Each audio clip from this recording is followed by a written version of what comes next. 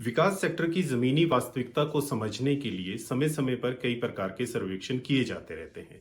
जैसे बच्चों के शैक्षणिक स्तर को जानने के लिए, बच्चों तथा महिलाओं के पोषण स्तर को जानने के लिए और गांव के लोगों के आर्थिक स्तर को जानने के लिए किए जाने वाले सर्वे। आपने भी विकास सेक्टर में काम करते हुए कभी सर्वेक्षण किया या करवाया होगा। इस वीडियो में मैं आपसे कुछ ऐसे बिंदुओं पर चर्चा करूंगा जिस पर गौर करते हुए आपका काम और भी आसान और बेहतर होगा। सर्वे डिजाइन से लेकर फील्ड में जाने तक सर्वेयर के तौर पर आपको उसके उद्देश्य से जुड़े सभी बिंदु स्पष्ट रूप से मालूम होने चाहिए। जैसे यह सर्वेक्षण क्यों किया जा रहा है, किसके लिए किया जा रहा है, इस सर्वे से कौन सी प्रमुख जानकारी लेना आपके लिए बहुत जरूरी है और इससे प्राप्त जानकारी का उपयोग से किन लोगों को फायदा होगा।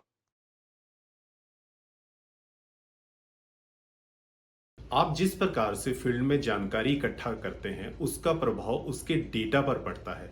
तो इसके लिए आवश्यक है कि आप में परिस्थिति अनुसार जल्दी निर्णय लेने की क्षमता हो, अपनी बात अच्छे से रखना आता हो, टैबलेट और मोबाइल पर एप्लीकेशन वगैरह को चलाने की बेहतर समझ हो, जिस सेक्टर में सर्वे हो रहा है उसकी जानकारी हो और उस जगह की अच्छी समझ हो जहां सर्वे होने जा रहा है।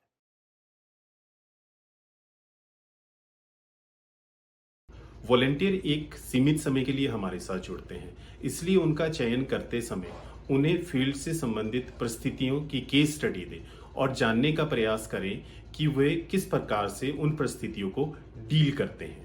गांव में जाकर वे सबसे पहले क्या करेंगे, यदि सर्वेक्षण वाला घर बंद हो तो क्या करें, अगर पंचायत कार्यालय में जाएं और सरपंच ना हो तो उस स्थिति में क्या करें, इत्यादि।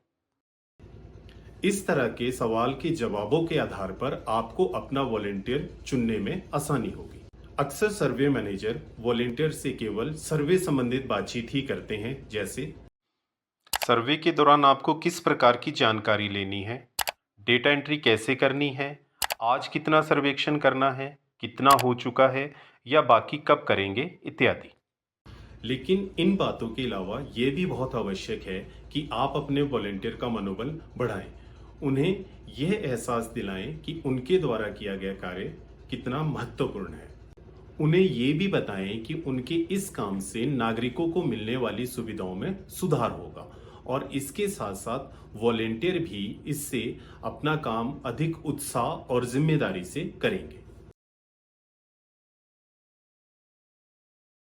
आदर्श रूप से किसी भी सर्वेक्षण में एक टीम में दो सदस्यों का होना जरूरी है, जिसमें से एक महिला और एक पुरुष होना चाहिए। सर्वेक्षण के नज़रिए से इसलिए ज़रूरी है ताकि अगर किसी घर पर महिला उत्तरदाता हो तो वे महिला सर्वेक्षण से सहजता से बात कर सके। साथ ही दो लोगों की टीम का एक सदस्य सर्वे से जुड़े सवाल जवाब कर सकता है तथा दूसरा अवलोकन या फिर सवाल से संबंधित चीज़ों के नोट्स ले सकता है, जो सर्वे के लिहाज से काफ़ी फायदेमंद रहता है। टीम के दो सदस्यों का होना उनकी सुरक्षा के लिहाज से भी बेहद अहम होता है।